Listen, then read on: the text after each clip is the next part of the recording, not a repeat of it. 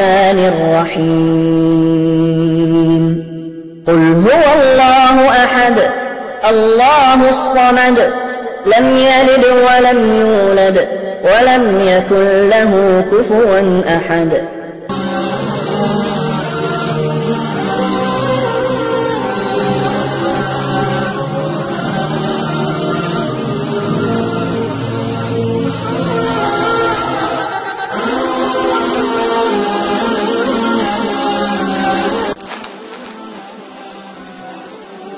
پیارے سبسکرائبر اور پیارے بہنوں اور بھائیوں، اگر آپ مدرسے کے لیے کچھ مدد کرنا چاہتے ہو یا معصوم بچوں کی مدد کرنا چاہتے ہو تو اپنے عطیات اور صدقہ و خیرات اس ای میل پر آپ رابطہ کر کے ہمیں بھیج سکتے ہیں۔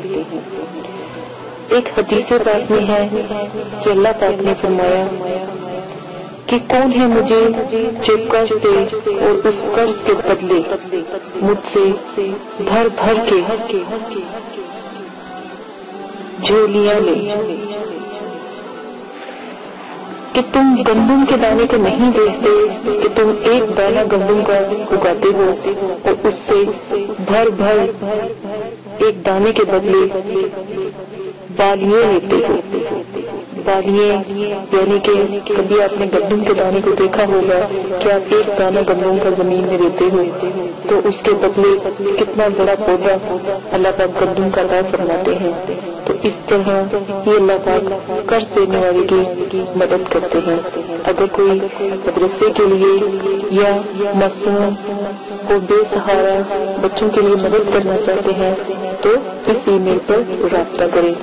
اجازت دے، اپنا بہت زیادہ خیال رکھیے گا۔ یہ ایک چھوٹا سا پیغام ہے جو آپ کے لیے ہے۔ اللہ حافظ۔ آپ نے ابھی تک ہمارا چینل سبسکرائب نہیں کیا تو اسے سبسکرائب کر لیجئے اور بیل کے آئیکن کو پریس کیجئے تاکہ ہر آنے والی نئی ویڈیو کا نوٹیفیکیشن آپ کو مل سکے۔ اعوذ باللہ من الشیطان الرجیم، بسم اللہ الرحمن الرحیم۔ ہم معذرت خواہ ہیں کہ اگر ہماری ویڈیو سے کسی فرقے مسلک یا مذہب کے ماننے والوں کی دل آزاری ہوتی ہو، ہماری ویڈیو کا سلسلہ اور اس کا مقصد صرف اور صرف دکھی اور پریشان اور بے سہارا لوگوں کی رہنمائی کرنا ہے اور نہ کہ کسی اور مذہب کو تکلیف پہنچانا۔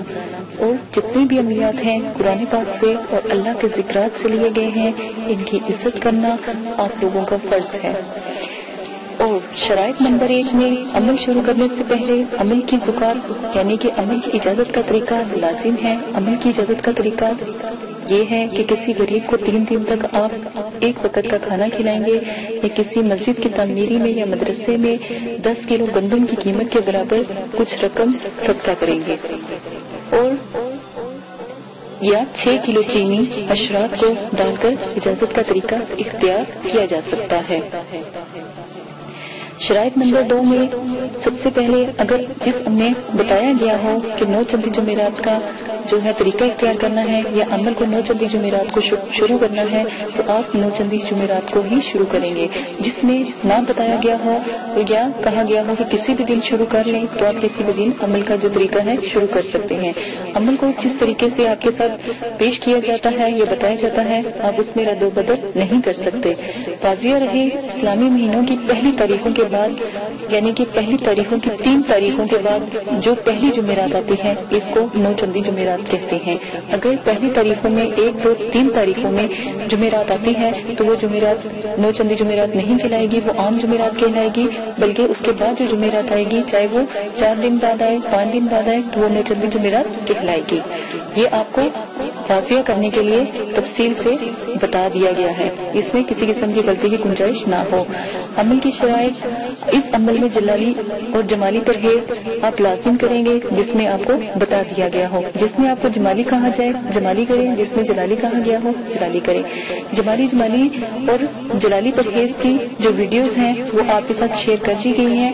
آپ ہمارے چینل پہ جائیں اور ویڈیو کو وہاں سے سن سکتے ہیں۔ مکمل پرہیز اور شرائط وہاں پر پوسٹ کر دیے گئے ہیں، ویسے بھی اسکرین پر چلا دیے گئے ہیں۔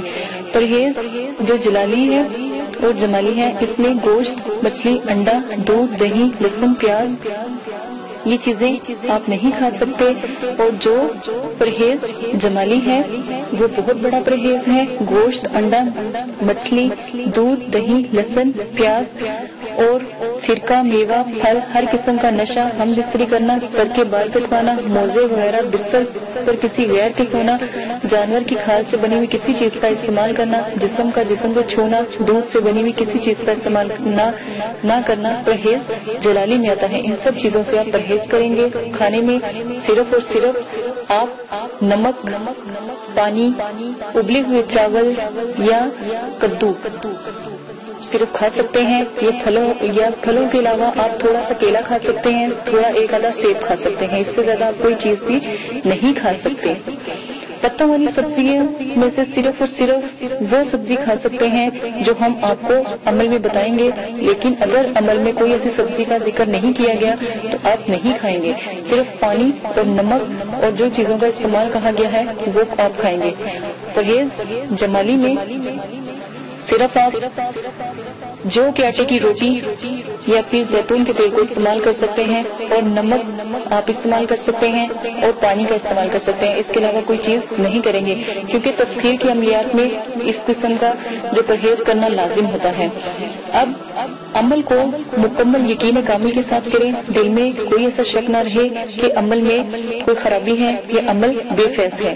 واضح رہے عمل کی کامیابی کا انحصار عامل کے یقین پر ہوتا ہے. جتنا آپ کا یقین مضبوط ہوگا اتنا ہی عمل مضبوط ہوگا، عمل میں کامیابی ہوگی اور ناکامی کا امکان کم ہوگا. یہ سب شرائط آپ کو سمجھ لینی چاہیے.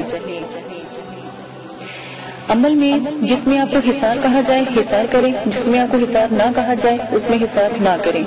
اگر آپ جس عمل میں حصار کہا گیا ہے اگر آپ حصار نہیں کرتے تو رجت کا نقصان ہوتا ہے، رجت کا خطرہ ہوتا ہے. ان چیزوں سے دور رہے. رجت کی دعا، رجال غیب کی دعا اور ستاروں کو سلام اور جو طریقہ اختیار کیا گیا ہے وہ آپ کو ساتھ پیش کر دیا گیا ہے. وہ ڈسکرپشن میں تمام ویڈیو کے لنکس ہیں، وہاں پر آپ دیکھ سکتے ہیں. وہاں سے آپ تمام رجت کی دعا وغیرہ بھی سن سکتے ہیں. حصار کے لیے ایک بار سورہ فاتحہ، آیت الکرسی اور 3 بار چاروں کل پڑھ کر کسی چاقو یا خنجر سے آپ دائرہ کھینچے اور اسے حصار کہتے ہیں. یہ حصار ایک مضبوط قلعہ ہوتا ہے اور آپ کی حفاظت کے لیے ہوتا ہے. جس میں حصار کا کوئی اور طریقہ بتایا گیا ہو آپ وہی اختیار کریں گے.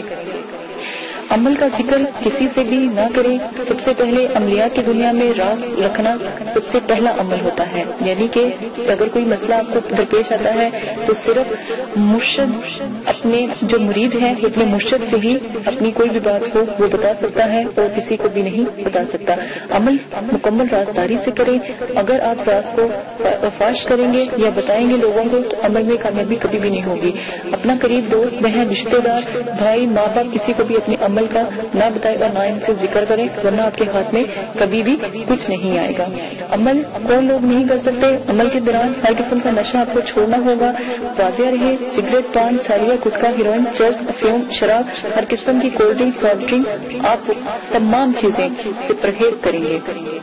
عمل کے دوران جو لوگ نشہ کرتے ہیں یا وہ سگریٹ وغیرہ پیتے ہیں تو وہ سب سے پہلے 3 مہینے تک اس چیز سے پرہیز کریں گے اور پھر عمل کو شروع کریں گے. عمل کی اجازت، اس عمل کی اجازت ہر کسی کو مل چکی ہے.